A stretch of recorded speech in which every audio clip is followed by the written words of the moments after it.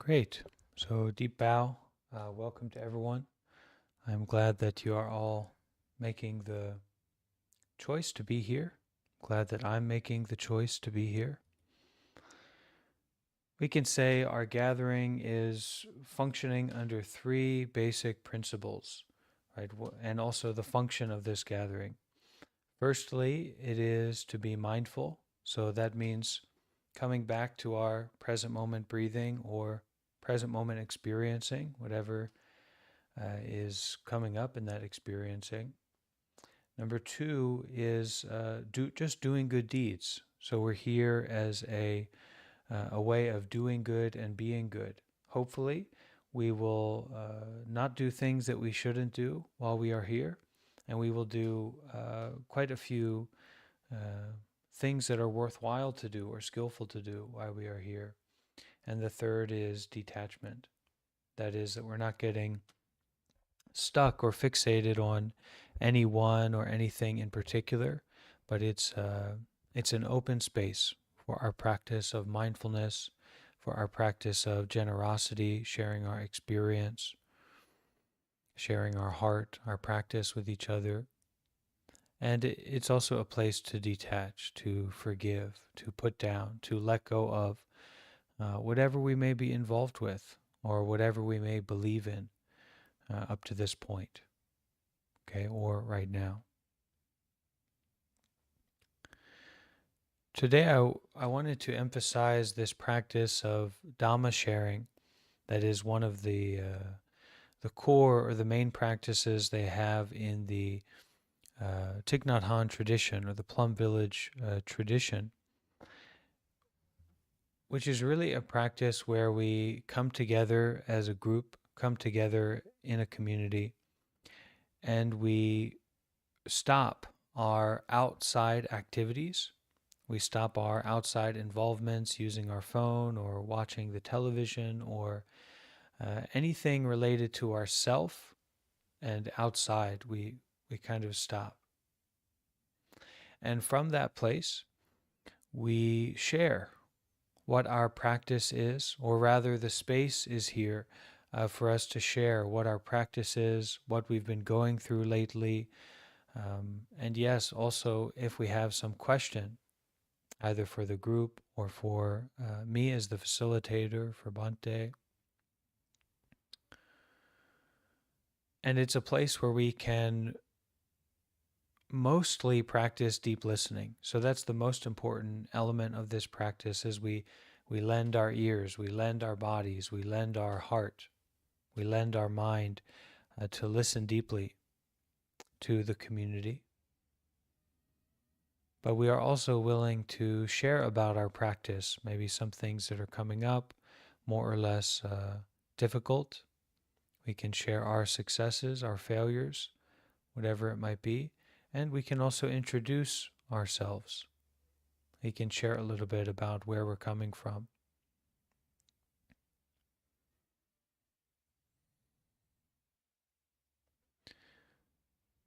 The practice should never be an intellectual uh, game or an intellectual belief system that we develop, but rather it should be our experiences that come from trial and error, right? That we have enough clarity in ourselves to know that we cannot walk on this path alone. We cannot just wibble wobble through life and expect that somehow things are going to work out, but that we need the right intention, we need the right supporting conditions, we need the right actions, and through that recognition, to be skillful, and through our expression of that, we can speak from experience and debating about or getting lost in discussions about, you know, just our complicated thinking as it relates to the Buddhist topics becomes kind of irrelevant. It's there.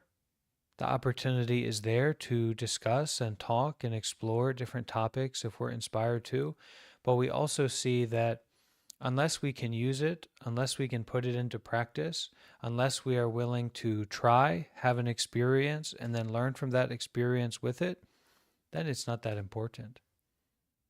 It's not something we should carry with us, something we need to be skillful to let go of and put down.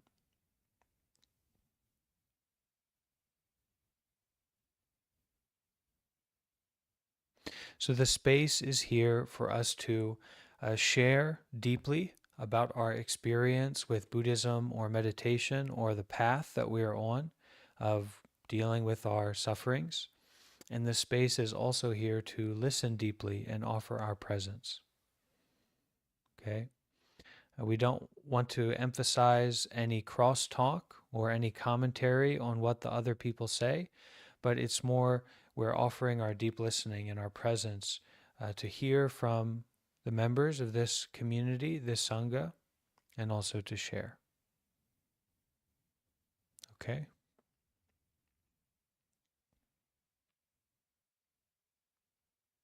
Is that pretty clear for everyone? Does that make sense?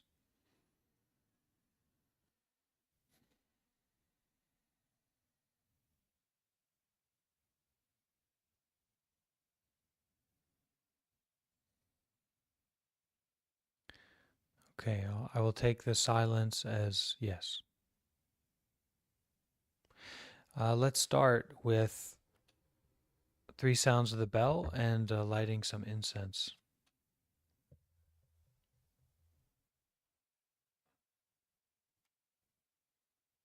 And we can find a comfortable, stable posture to be in during this session so that we are upright and stable and present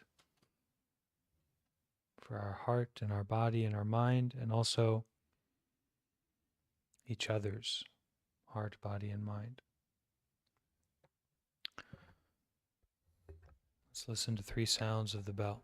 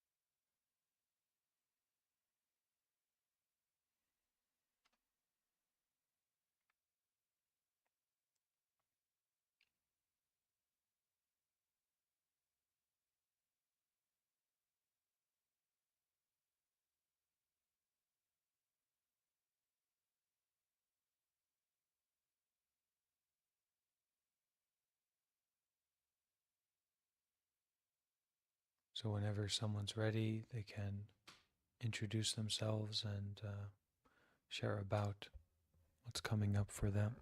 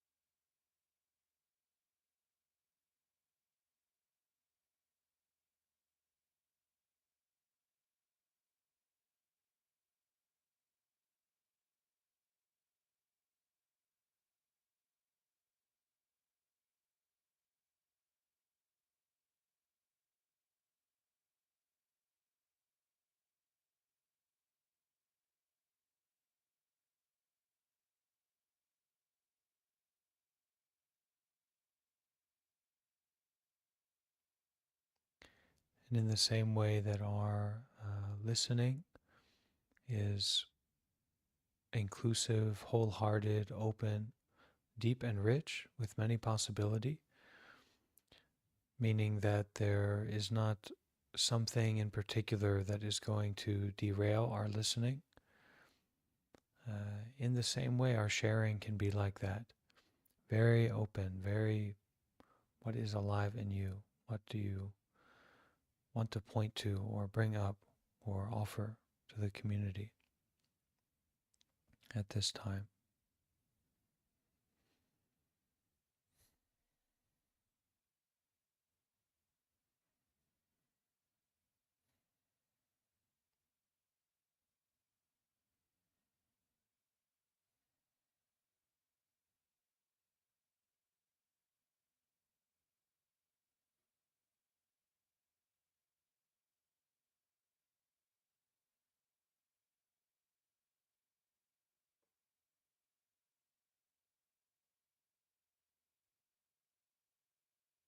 Yeah, go ahead.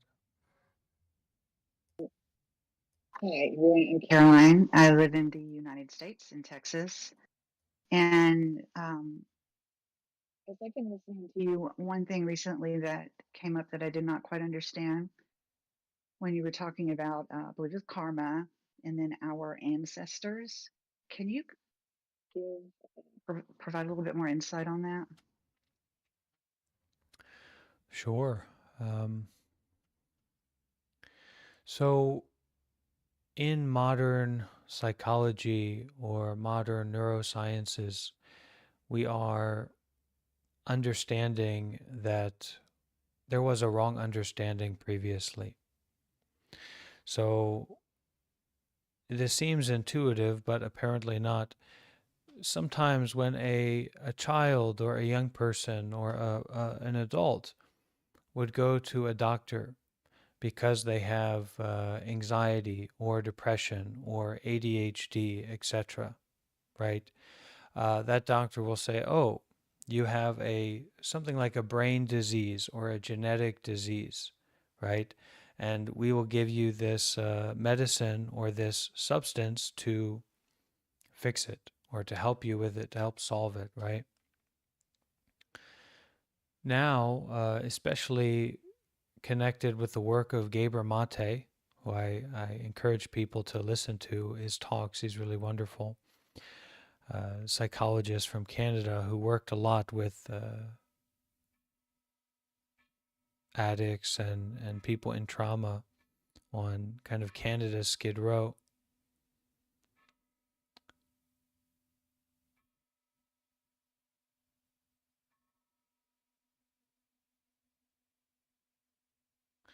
Um, it's very clear that this is actually developmental. So, according to the environment that, or oftentimes, maybe most times, according to the environment that that young child grows up in, they will have depression. They will have ADHD. They will have anxiety, right? And that physically the structure of their brain will develop according to that environment that they happen to be in, right? So, the awareness of our ancestors is the understanding, kind of intuitive understanding, that we are a continuation, not only from the home that we grew up in, not only from our parents, but our parents, parents, parents, parents, etc., and then them as a part of a community structure, right?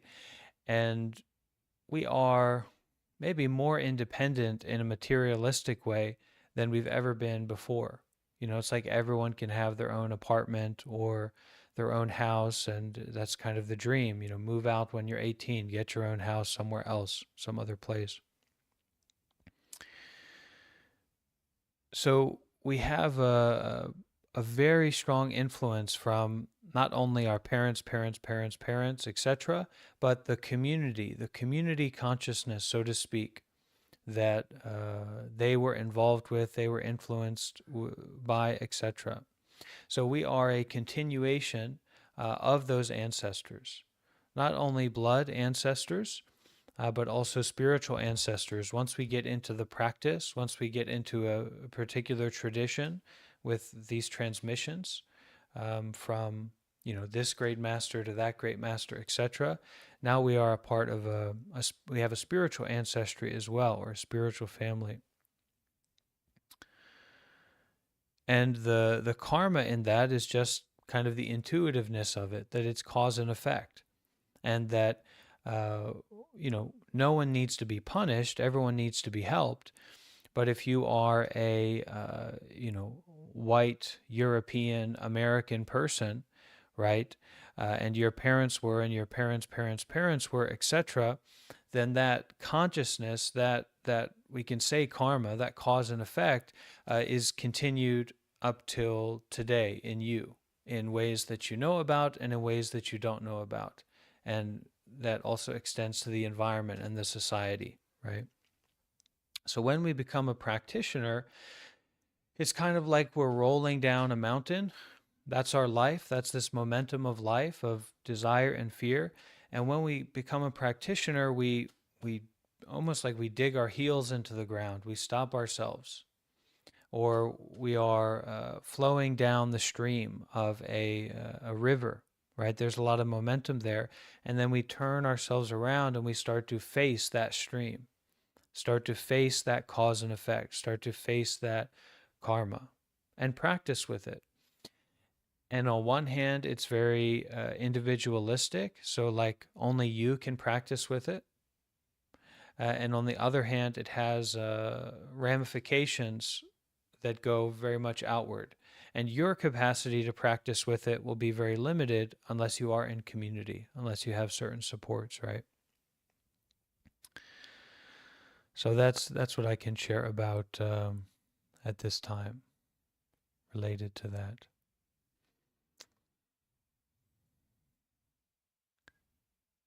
Thank you. Yeah, welcome. And Thich Nhat Hanh, or in this tradition, they talk a lot about the spiritual ancestry, right? And in Buddhism, this transmission, this mind to mind teaching from the time of the Buddha that's come to the present moment. And I've also been, reading a little bit more about America's history and um, the struggle or the experiences that people of color have gone through. So, Black, Indigenous, people of color, and all these things come together. In fact, taking on that responsibility of the collective situation or the wider mind empowers us to deepen our own practice and to nourish ourselves. Right? No mud, no lotus, and there's a lot of mud to go around. Sometimes when that mud is so personal, right, it's so wrapped up in our identity as a separate self entity, as a particular person in a particular situation, a particular experience, it's very, very difficult to work with because there's a lot of blame, there's a lot of shame, there's a lot of fear, and it's very tangled up inside. But when we can recognize that this particular person in this particular situation having this particular experience, right, is a continuation of their ancestors, of everything, we can depersonalize our intimacy with karma. But we can still take responsibility for karma inside and outside. But we can untangle quite a bit that self notion that gets in the way of our practice, that gets in the way of our refreshing, restarting, beginning again. Right? Like, oh, I'm a depressed person. Oh, I'm a bad person. Oh, I'm an anxious person, etc. Well, I'm not any kind of person. Let's get to it. Right? And that means let's enjoy, let's do good deeds, let's be mindful, let's forgive. Let's look deeply at our history, the real history, as far as we know it. Um, and it can be very informative. Actually, one of the books I'd like to do for us to have a Buddha book club about is maybe a book talking about the combination of the racial history or racial karmas in the U.S. and then the practice, right? And how these things can go together. As Americans, it's very alive for us. If you're Eastern European or something, it's a little bit, you may have a little bit of a different situation.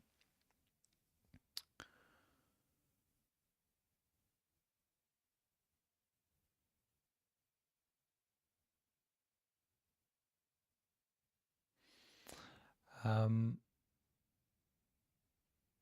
so we are in a kind of meditative, open, sharing space. You can ask a question, you can introduce yourself, share about your practice experience um, in this space. And also, I see some question on YouTube, so I'll answer that from Sherry Music. They say, how can I become a monk? If you want to become a monk, you first need to become a meditator and a Buddhist, right? So you need to involve yourself with meditation. You need to involve yourself with Buddhist practice, which is a triple fold: the Buddha, the Dhamma, and the Sangha, or Sila, Samadhi, Panya. Uh, you have to get involved with a temple, with monks, with basic principles of Buddhism, and see if that's really something that you're interested in. And then at that time, you can express your aspiration in a very practical, uh, direct way to a monk, and they can support you to get more involved in that process. But first, you have to really, you know, get involved, get your feet wet in terms of Buddhism and meditation. And when we say monk, of course, there are other traditions out there. It's not just Buddhism. But when we say monk, there is no greater or more extensive or more successful institution of monasticism than Buddhism, for sure. So Buddhism and monk life kind of go together very concretely. But there are other traditions out there. I can't speak much to them.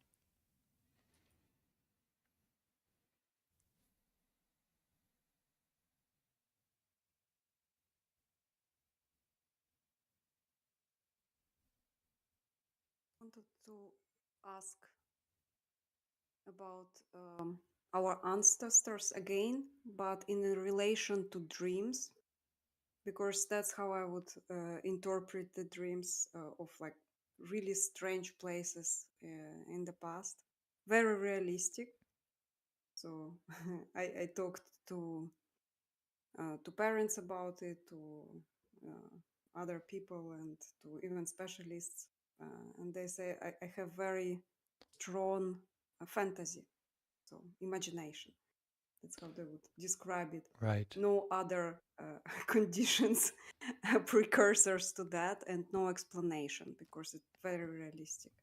right. So yeah, so can we carry ancestral memories like that? Well, it in some sense it has to be, in that nothing exists separately from anything else. So the good and the bad things that come up in our mind uh, are coming from the community consciousness, so to speak. It's like we won't have the idea to be racist if we are not in a collective or a society, or coming from an ancestry, a continuation where that has come about, right? So that's a very practical point. But the more direct point that Buddhism is concerned with is that, well, what is a fantasy, or what is a thought? What is a dream? It is an experience that is certainly temporary. Okay, so what is this? This is an experience that is certainly temporary, right? What is this body? This is an experience that is certainly temporary. So the point is not to get hung up or stuck on a cliff of anything. Just bite right through it, right? And that is to live a life of freedom, but also a practical life, you know? And because we're in this dream-esque world, right? Because things are so impermanent and interconnected, etc., there's a lot of exploitability there, right? We're human beings. We have certain capacities. And within those capacities, a lot of exploitation is possible, a lot of confusion, a lot of manipulation, a lot of wrong views, right? A lot of unskillful practices coming from a place of selfishness rather than generosity, even though that generosity is at the core of how we got to this point as human beings, right? It's in our DNA to be generous, and yet uh, we can do so many things that cause harm to the collective for the purpose of pleasure. And that harm can also be just ignorance, not being as careful, not being as skillful, not being as gentle or as wise as one could be. And then uh, these minute problems, subtle problems, become grosser and grosser, pun intended, right? Both kinds of gross, subtle and gross. So the Buddhist practice is to use these experiences as fuel for the fire to continue on the path. More mindfulness, more faith, more trust in the practice, more doubt, more questioning, more openness to fuel for the fire of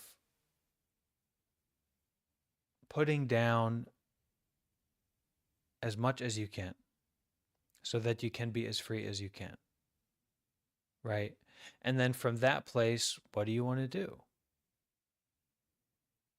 But it's not a nihilistic point of view. So it's not like everything is nothing, whatever you do doesn't matter. It's just, uh, it's about the recognition of suffering, the recognition of the cause of suffering, which is that we get stuck in these positions of desire. We get stuck in these positions of grasping. We make problems for ourselves and other people, right?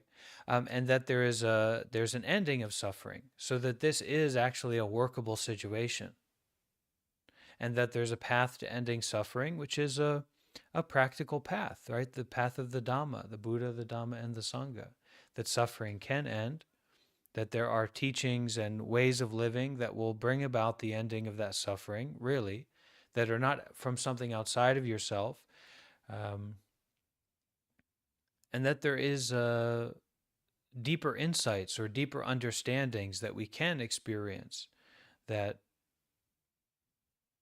help us along the path, and we take refuge in those insights. So, impermanence is not something for us to intellectually enjoy or think about or what have you. It's something to take refuge in, right? This too shall pass. This does not exist as a permanent experience. This seeing, this hearing, this mind phenomena, right? Depression, anxiety, whatever it is, it's something that comes up, and by nature it is impermanent. So it doesn't make sense to identify with it. I've talked about this analogy many times, but it's like you go to buy a new phone, the newest iPhone, and they say, look, we've made some changes. This phone could break at any moment. It's not reliable. Are you going to buy that phone? So we see also our mental formations, our physical experiences, right? People, places, mental and physical phenomena are not ultimately reliable. So we disentangle ourselves from relying on those people, places, situations, experiences, and we turn to take refuge in what is directly experienceable here and now.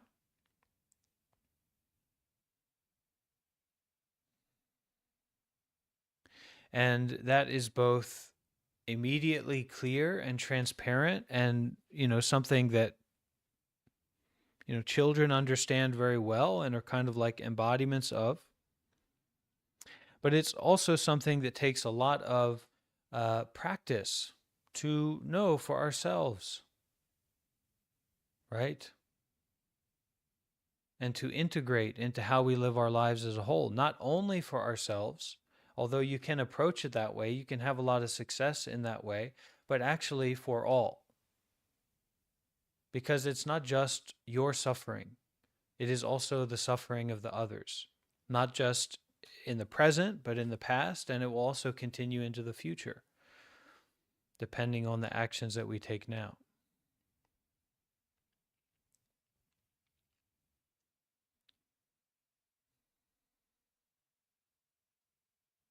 Any story, any experience, any phenomena is to be used only, experienced only. It doesn't inherently mean anything. Your experiences of those people, places, situations, thoughts, sounds, whatever, okay, are to be experienced only, to be used only, not to, oh, this means that means that means that. No, it doesn't. You turn around, you go upstream. You don't just follow the momentum. And when we practice like that, slowly but surely, we see, oh, this really messes my life up. This causes a lot of suffering. And it tends to be ignorantly indulging in desire, ignorantly allowing ourselves to be captivated by fear or desire, right? Grasping or aversion, trying to hold on to something, trying to get something else than what's already here.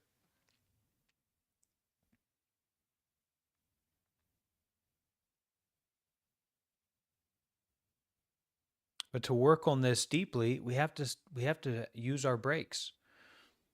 We have to have a relationship with our brakes to stop. And actually, in that stopping is a lot of clearness, right? That is not about a particular situation or good or bad or right or wrong or profit or loss or comfort or danger. It's actually not about that. And if we prioritize the stopping, we will see that more and more and more clearly, and will direct our lives according to that, rather than our fear and our grasping.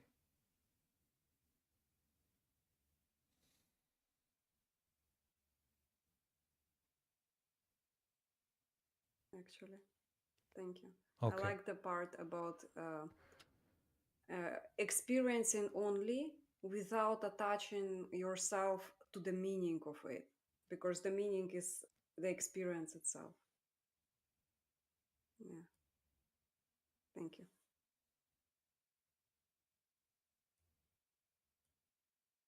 Yeah. Pleasure doesn't mean that something's good. Pain doesn't mean that something's bad.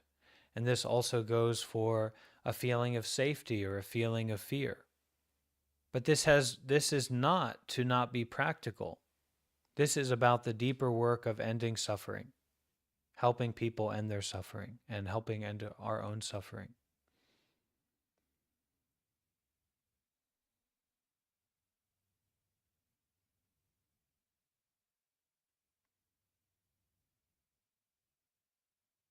If we can stop, we can look deeply, then we can, we can transform whatever arises from a trap, from a stuckness to freedom and to real, practicality in deeper and deeper ways, to be more and more practical.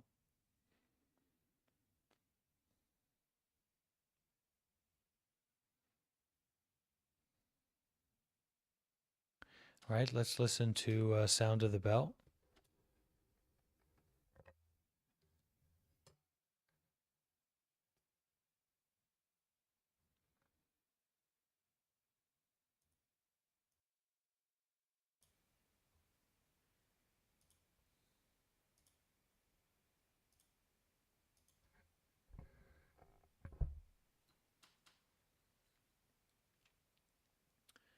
With this sound of the bell, coming home to our true nature.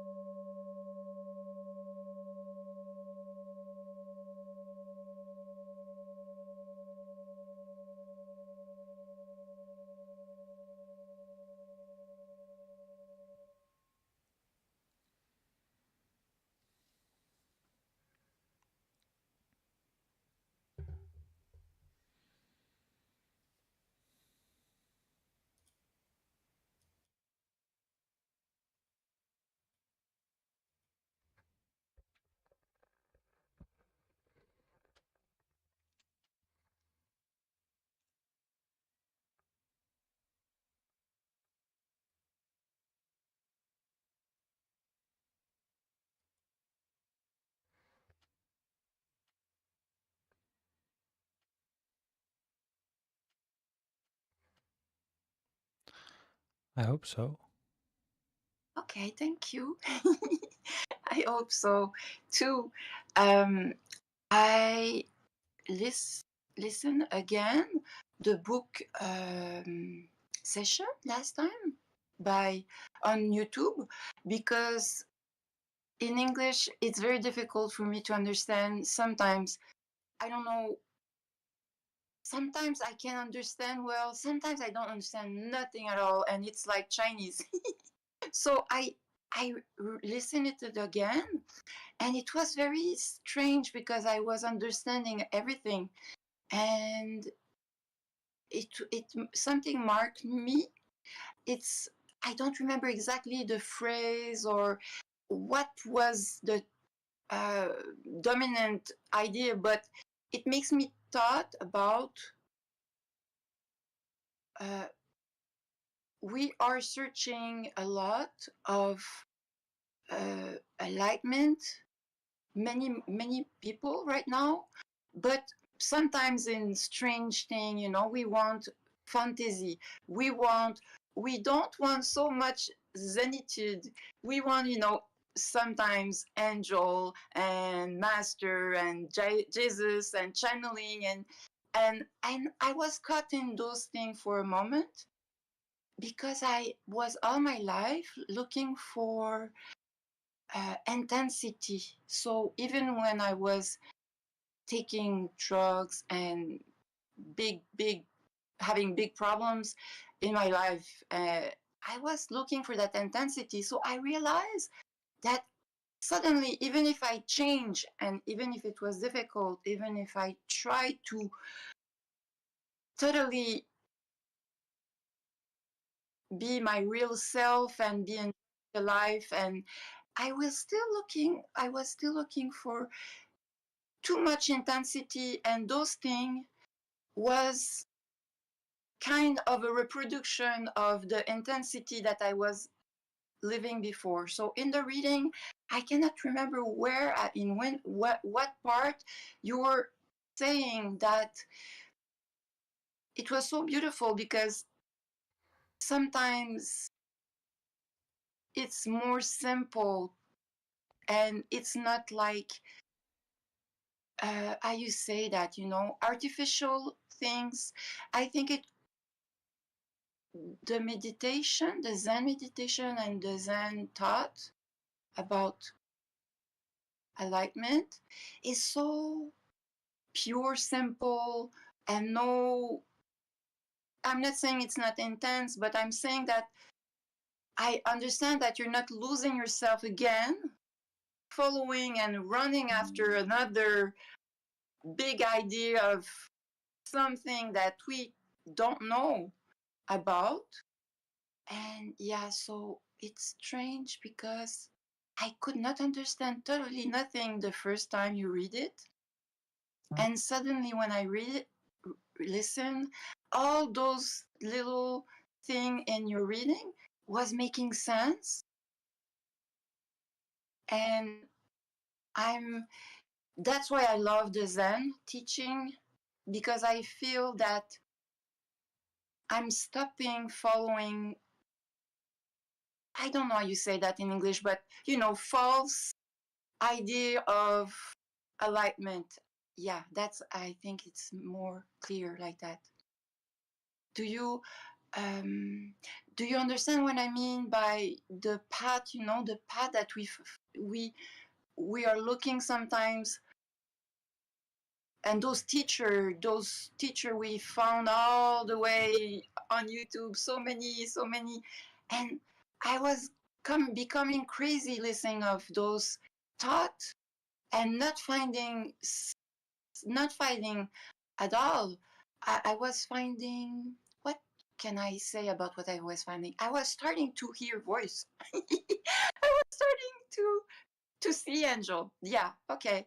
I did not want to say that, but it's true. I don't know if it was a suggestion, but I realized it was not here and now, as you teach us. And again, I was going too far away from the earth. And so it was a very nice listening, the last reading. So thank you.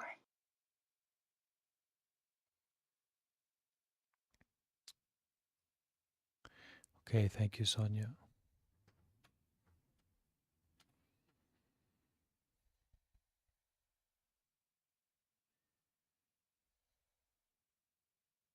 I have something to share, Yeah, if I may. sure. I'm Nancy. I'm 61 years old. I'm living in Florida. I have 4 children. I had a career of some sorts as a lawyer, where I did just civil rights and justice work, and stayed home so I could take care of my children and be with my husband. And I did that for 30 years. And when I when I think about the iPhone scenario, I think, at being 61, they should show you, when you go to buy the iPhone, they should show you the iPhone that you're going to be turning in when you're finished, and sell you that one, and you can see if you still want it. I absolutely loved, being with my children and my husband. Um, but it also uh, stole my my my soul in some sense, because on a day to day, practically speaking, you just, in any way, you don't have to have children to know this, but practically speaking, you have to give a lot, whether it's to your career or your children. And then additionally was, burdened with health issues, and tried to self-treat those, and ended up with, substance use disorder, which I treat now with a doctor. So it's led me to this point where, I have some health issues, and it's very hard for me to be outside where it's very hot. So I have to spend some time where the weather is cooler, and I'm going to California, in a place where, it stays cool for most of the year. And my ultimate point here, was to just give, I guess, some background on myself, but also that throughout that process, even though on the phone and on the internet I deal with a lot of people, in real life, I don't. I'm very solitary. There's, months where I won't, see or speak with anyone outside my family, except for maybe 1 or 2 close friends on the phone. And most importantly, I can't be in nature, which is the most, the that's the place where I connect, I guess, here, because meditation while walking, meditation while being outside. I don't know what I'm looking for here. I don't know if I'm looking for anything at all, really. I want to, always do, my best if I'm going to be interacting with other people. But it's also really stressful for me to be in a group. Um, and so, my this move I have coming actually on Monday, where I'm going to be going to California. I'd like to do some work there in a new area, of hospice, and set up something with some, good people there that I know, And I don't know whether that connects with this practice or not. What I do know is that I've tried to everything that I've heard here, and I guess that's it, you know, in terms of it's not an intellectual process for me. It's really more of a kind of blindly feeling the elephant kind of thing. So I think my challenge is, you know, being in a group setting at all, even on the internet, especially one that requires speaking or contributing. And I think that this one does, or else how are you supposed to get to, you know, you can deeply listen to other people, but it's also good to actually know a little bit about them, so you can do that deep listening in some sense. So I don't know if I can continue with a group.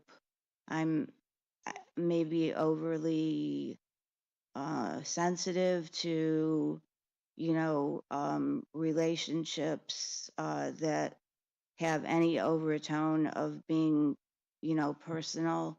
Um, s- I'd like to try. I'm going to try. I have gotten a lot out of listening to or just watching. Sometimes, you know, in the beginning, I'd be really just, it would lift my mood so much to see Bhante come up on TikTok, because I don't get to see a lot of people in real life, and it was kind of a reminder that this, you know, the focus on this, what is this, uh, is out, you know, is out there, and that someone's doing that, and they have what looks like a real seeking spirit, and that's encouraging to me. Um, so that might have to be enough for me to know that that's happening. Um, I'm not really sure. I'm kind of taking it as it comes, but I'm on the, you know, the verge, I guess, of a new experience, whether I like it or not. But I do have to be practical, and it's the most practical thing for me to do in terms of mental and physical health, is to make a move, an actual physical move. So anyway, that's been my experience here. I do very much appreciate being given the time to speak my thoughts. I hope they're not too scattered. It is really hard to participate, but I do appreciate the opportunity.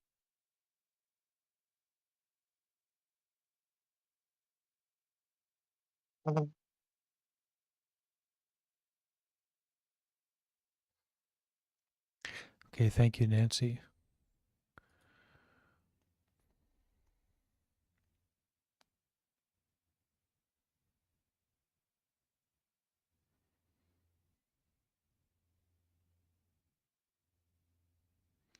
So we just keep showing up in whatever way we can.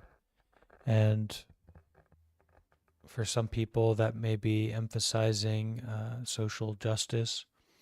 For some people, that may be their volunteering or how they use their resources to support initiatives that are that they believe in, like that hospice program. Sounds really nice, Nancy. But it's not idealistic. It's a practice, and find whatever way you can to show up. And for me, that's, you know, I ordained, I became a monk. I take refuge in this opportunity to do good deeds. I take refuge in coming back to mindfulness. I take refuge in coming back to not taking myself too seriously, but just opening and trying. But it's got to be practical, and we've got to use what's in front of us, use what's available to us. If you don't want to use this, then find something that you can use, right? That's it. We've got to be involved. If we aren't involved, if we don't get involved, then it will just everything will just fall, you know, into whatever rut is most easily available. And the Buddhist mission, right, is not just to enjoy or to be calm or to, kind of be peaceful. It's also to be powerful. It's also to know about the truth, right? And to exercise your merit so that every benefit, all the benefits that you get, all the profits that you make spiritually are offered out, are shared out. It's continuous. There's no hoarding of your spiritual experience or your perspective. You test it, you share it, you offer it in concrete ways of doing good deeds, right? Of going outside your comfort zone, of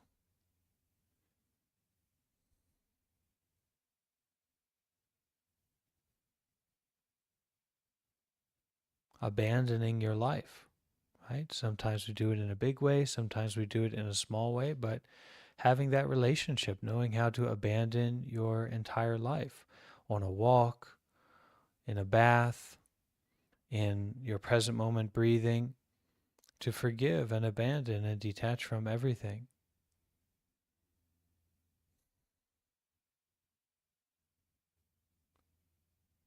But we detach from everything so that we can bless everything, so we can share everything, so we can end everything.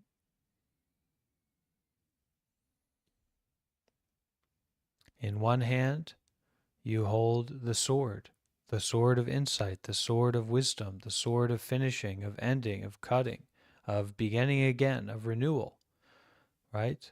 No. And in the other hand, to hold the flower of compassion. That's it, right? To see that suffering, to feel that suffering, to face it, to listen to it, and to offer that sense of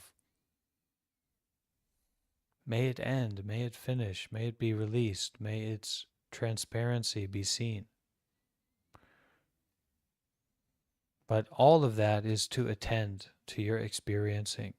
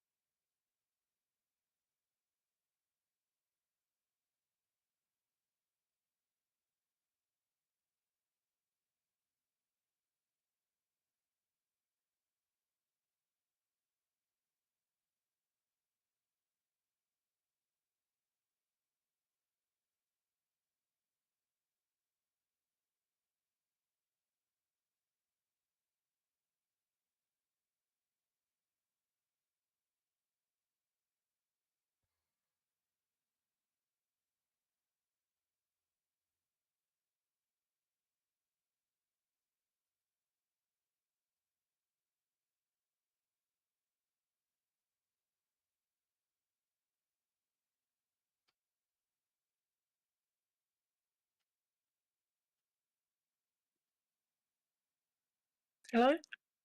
Yeah. Hello, Bhante. Thank you for letting me be in this group, or thank you to the group. My name is Shelley. I'm 50 years old and I live in Perth, Western Australia. I suppose I can say I'm new to Buddhism, but I feel like I've been practicing for years without even knowing it, I suppose. And since knowing about Buddhism, I don't know, I feel so at home and more relaxed.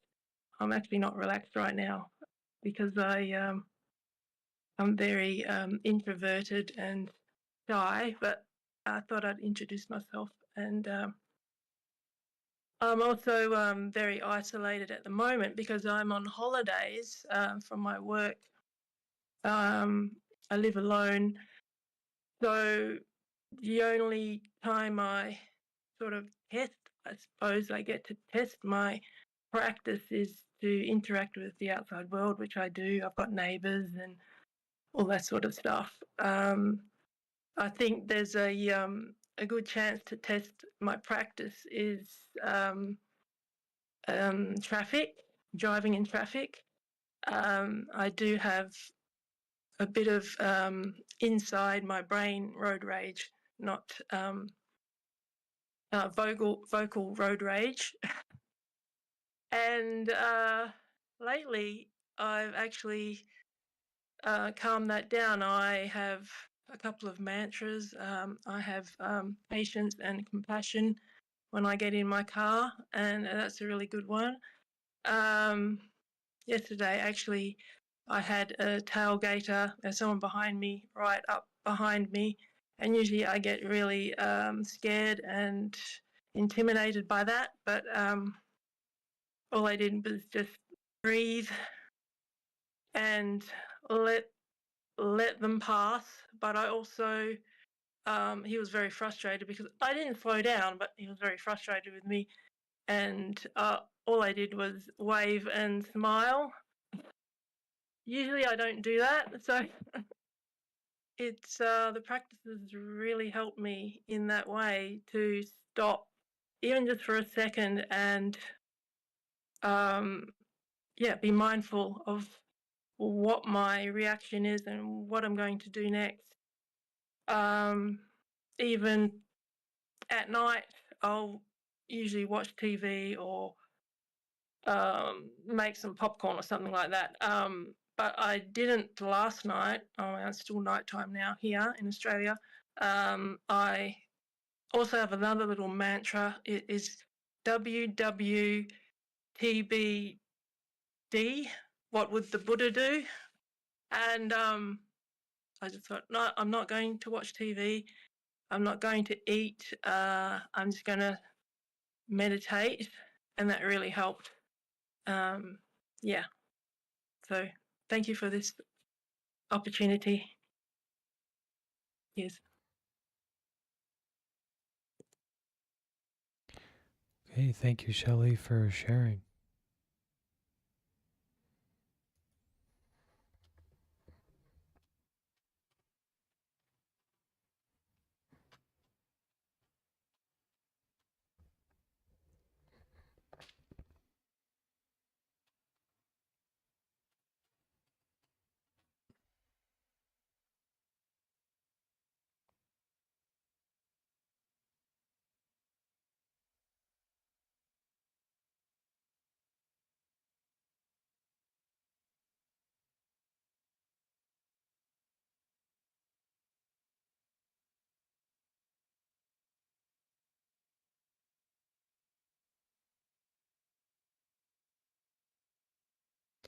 Would anyone else like to share or ask a question?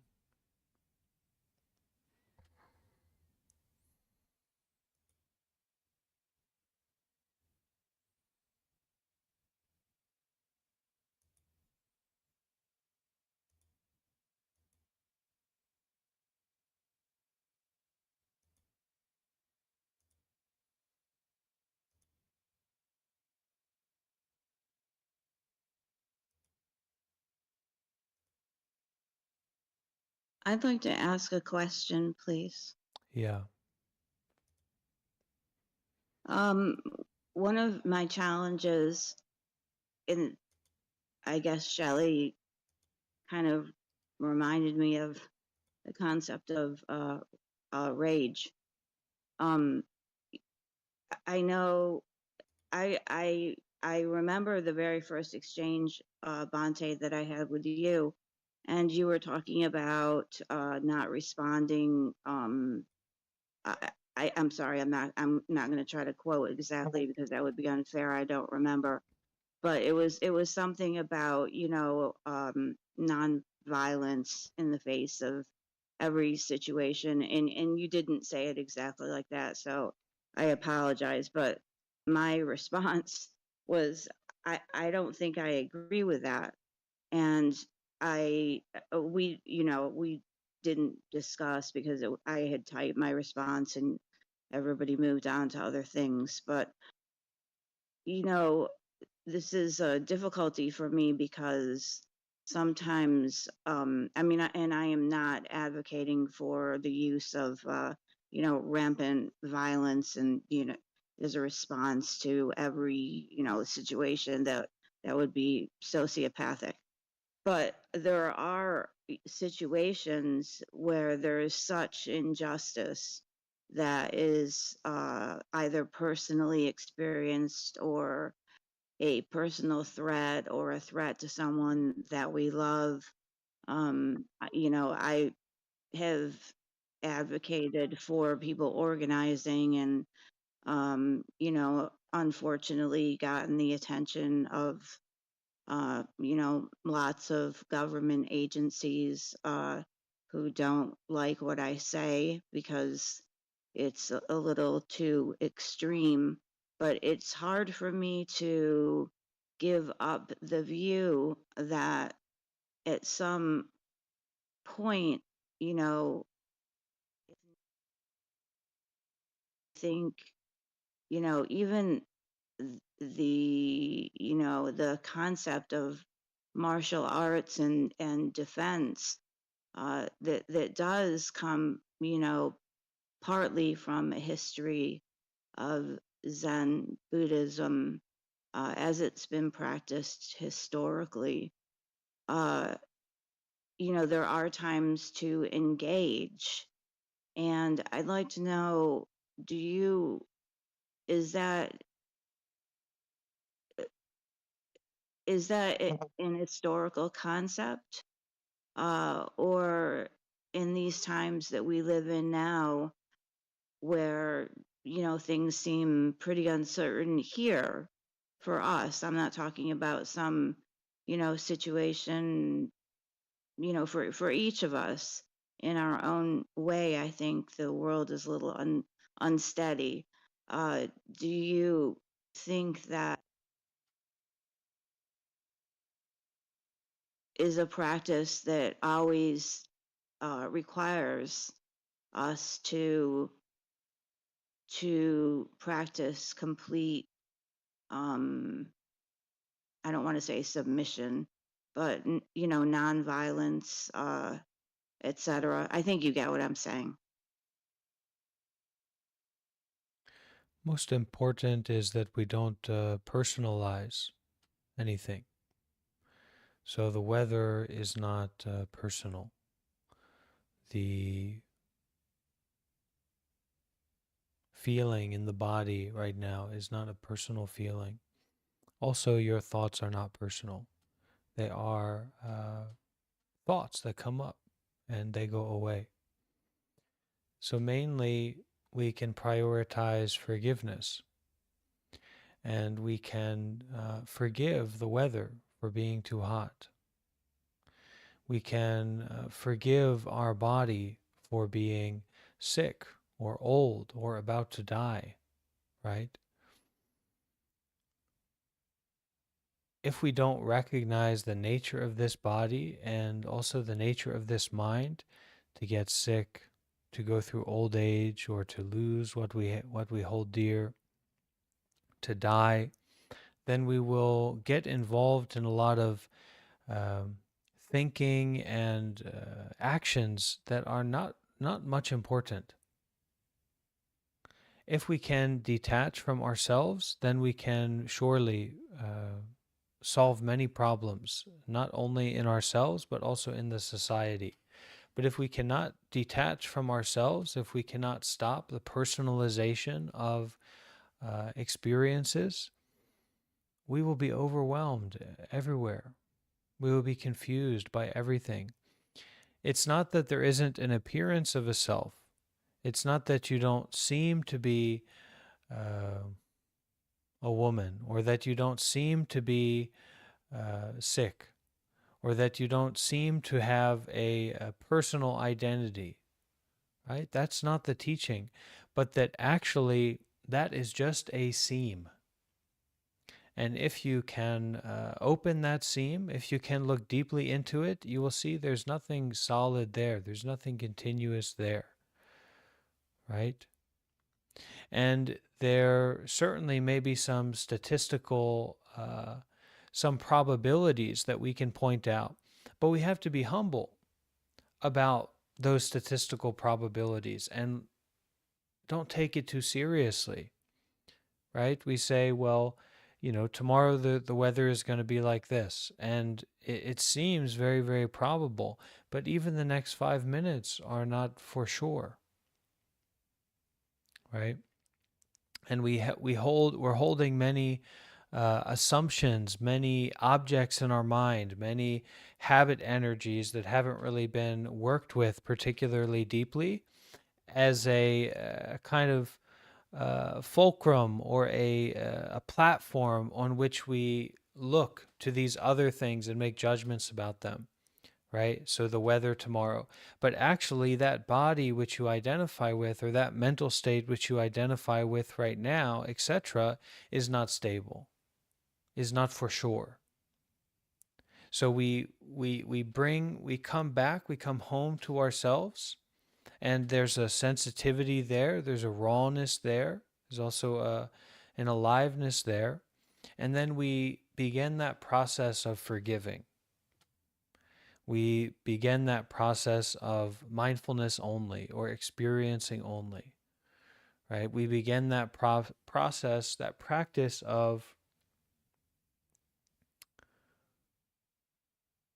somehow willing to be really, really generous with ourselves and how we look at ourselves, how we relate to ourselves, how we view this body-mind condition, right? How we calm down the child inside of ourselves, how we go through this intense experience and yet we're able to take the position of wisdom and compassion to that experience and not get lost in it, even though it was very serious, very heavy, very worrisome, what have you, right? We take that position and then we offer it to ourselves. And it is generosity because we are holding on to this view. We are holding on to this anxiety, this depression, this cycle of drinking or this cycle of consumption, whatever it is, whether it's food or technology or alcohol, whatever, right? We're clinging to it. And yet that capacity there is to give it away, to get up off the bed and go for a walk, even though you're dealing with this depression, this anxiety, etc. So that is the principle of disentangling, our capacity to disentangle, our capacity to forgive, our capacity to detach. You could say forget, but actually you're not forgetting anything because by its nature, it's like a cloud. Do we forget clouds? No, because they are just expressions of interbeing. They're just expressions of everything. They were temporary the whole time. So we don't need to forget it. But we do kind of forgive that manifestation or that experience. We're open to not taking it too seriously, right? And in terms of nonviolence, this is engaged, right? That's where the practice comes in, right? We are prioritizing precepts. We are prioritizing this mindset of generosity. We are prioritizing mindfulness. We are prioritizing sitting meditation, walking meditation. We are prioritizing laying meditation. And what does that mean? It means we're prioritizing to come home to ourselves. Even though yesterday, tomorrow, this and that, and blah, blah, blah, blah, blah. Some people have cancer. Some people have maybe a brain tumor or something. Some children are in a situation like that. And what do they need? They need to learn how to come home to themselves, that it's okay. You can forgive all of this.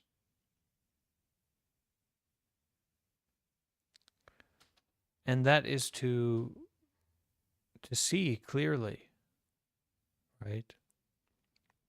And when we start to see more clearly, guess what we're going to see? More crap. And that we put it to the mill. We use it to continue the practice, continue the deepening, continue the healing, not just for ourselves, but for all. That's why when we get involved in a community, it's very, very helpful. Right? And when we get ourselves into a situation like this, we're ready to be community builders. We're ready to start a sangha in our area or get folded into a larger, more established sangha. We're in a much better position than people who don't know how to come home to themselves, to be community leaders or to get involved.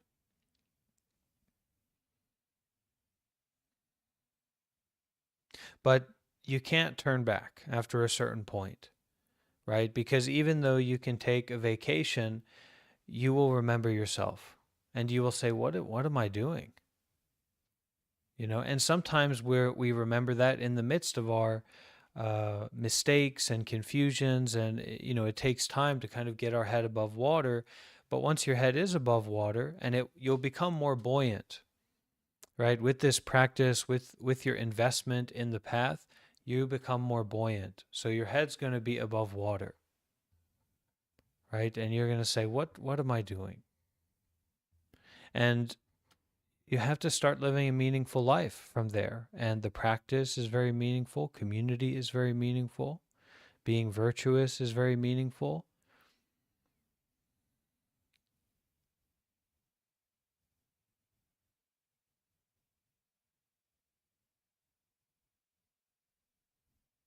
And that deeper suffering that comes up, we don't need to be afraid. It's just the fear that we're afraid of. It's the fear of the fear of the fear. Actually, your true nature is too bright to be covered up. It's only because we may be in a situation that doesn't, for most of us, we're in a situation that doesn't value coming home. It doesn't value the truth. And because of that, there are so many people that are lost in this world that does not value the truth, does not value a great question. They only value questions that lead to deception or questions that lead to profit or loss or praise or blame.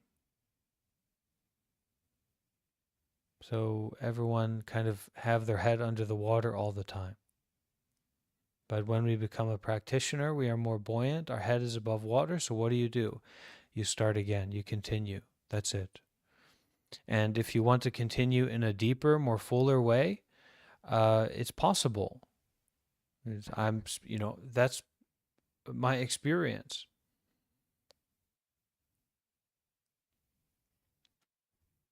So I will also try to continue.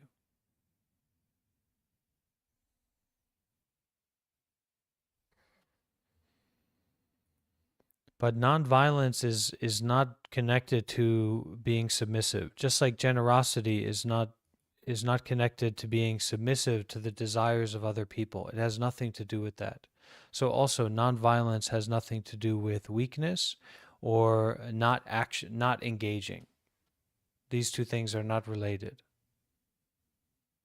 So asking about not engaging is certainly, I don't want to share, and I don't encourage people to do like that unless the not engaging is a detachment from their habit energy to engage. Then you can practice with that for sure.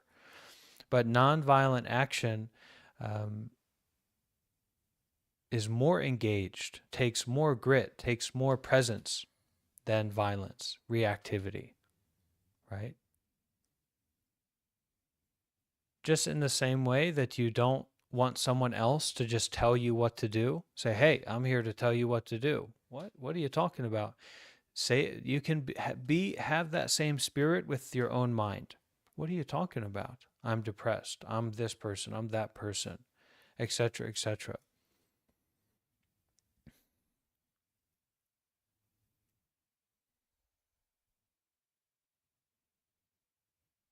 And sometimes what we need to do is just be patient, right? And give the space for that patience.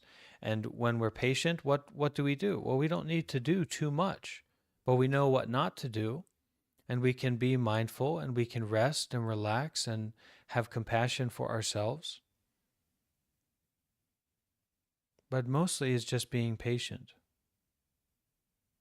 Let those clouds, let that storm pass, and then see what we want to do. And when the energy is there, like with a big move or a big situation is happening, when the energy is there, you practice with it. Let it support your practice.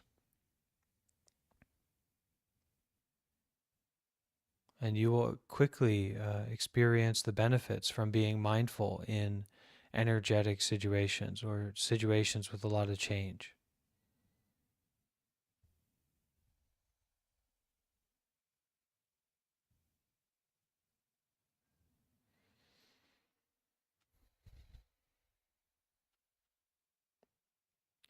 Okay, Nancy?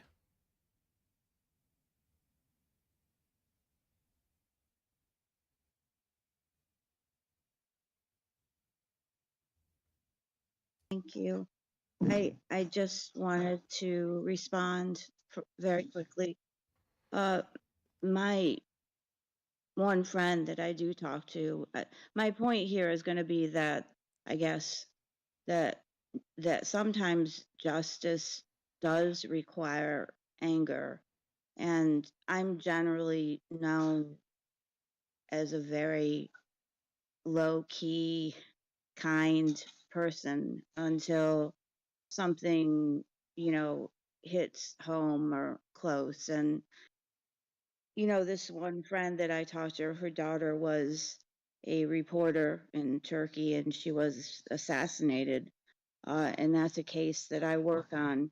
And I mean, I can honestly say that however I define myself, a Buddhist, not a Buddhist, I am not going to go and, assassinate Erdogan in retaliation. Obviously, I'm not a sociopath, but I do, have in those situations where I feel it's required, there is a propulsion that does come from, wanting to get, and there, I do believe there is justice because I do think that most people go around with their heads under the water, me included, but others who have way more power than I do and do things with no consequence.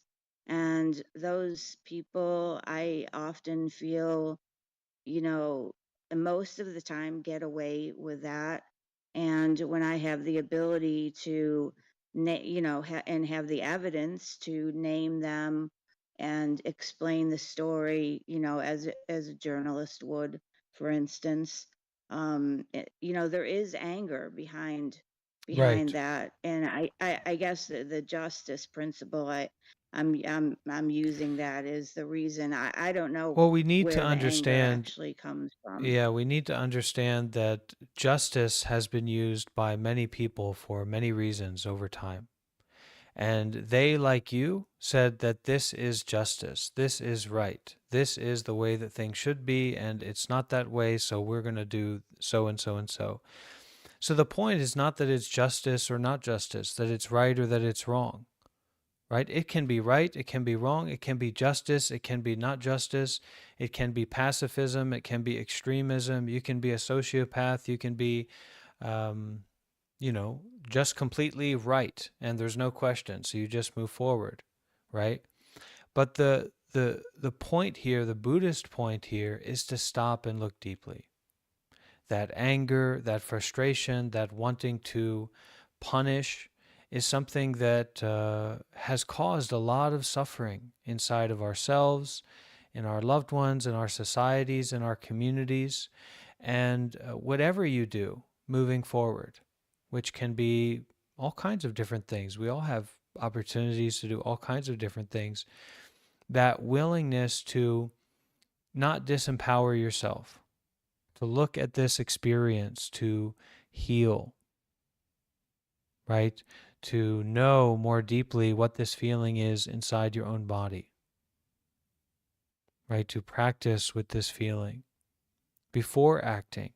When we feel that strong anger, when we feel that hatred, that idea of justice, to stop and look really, really deeply. And the same with anything, feeling uncomfortable, feeling anxious, any strong emotion that comes up, where it gets us into that reactionary framework, to stop and look deeply. And don't lose your capacity to stop and look deeply in the details of the story. Because being right or wrong according to the story has meant all kinds of different things for all kinds of different people, right? And if you want to be the arbiter of justice or the God of the universe, that's going to be a really stressful position to be in. I don't want to be in that position. I don't want my loved ones to be in that position. Okay? But if you can be human and look at your emotion and look at the feeling in your heart, in your mind, in your body, that's something else. And then from there, you can do what you feel is the right thing to do.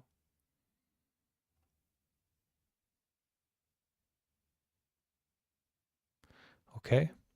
Does it make sense?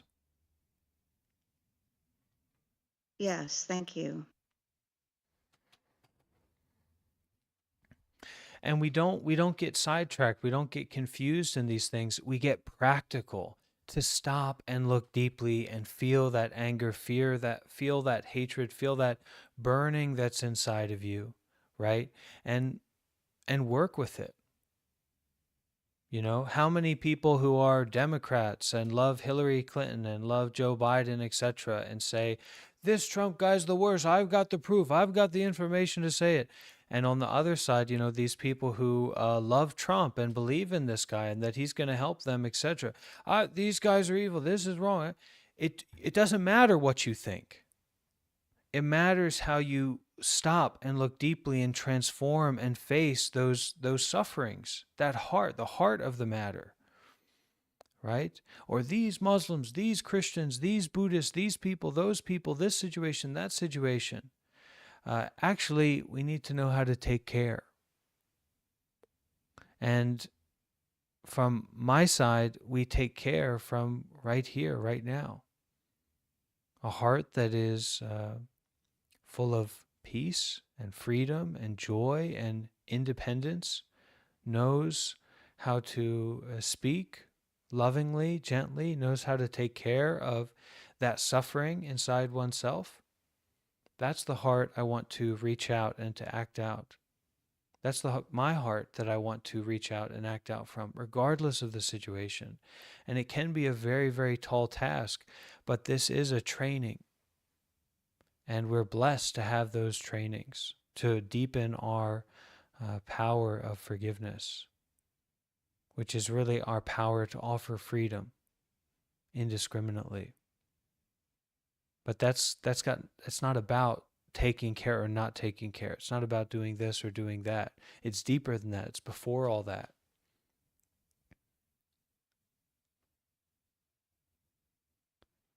Okay.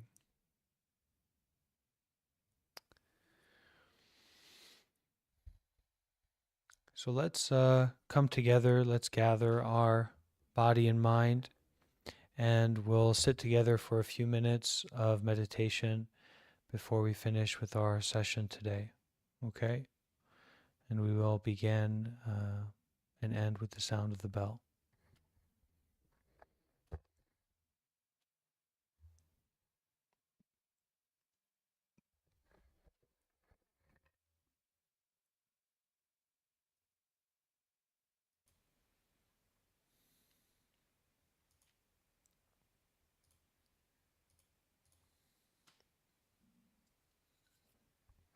Three sounds to begin our meditation, and three sounds to end.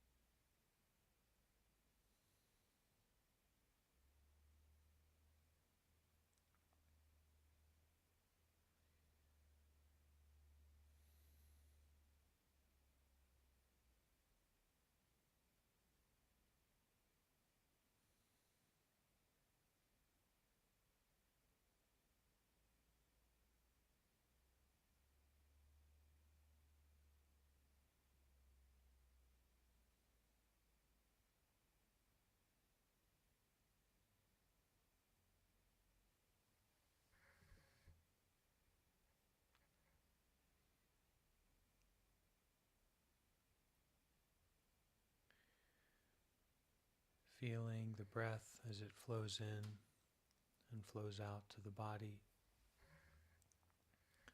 feeling the heart beating, noticing mental activity, noticing physical experiences with each breath, coming home to this moment, and with these 3 sounds of the bell, coming home to our life.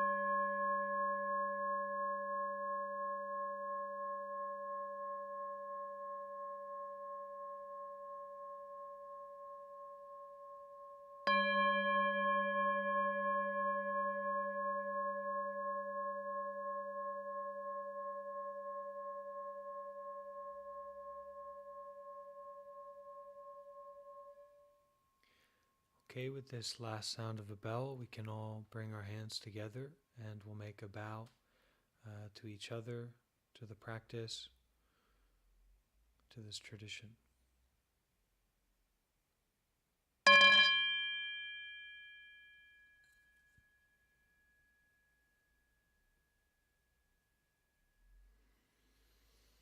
Okay, thank you, friends, for being here, and see you again soon.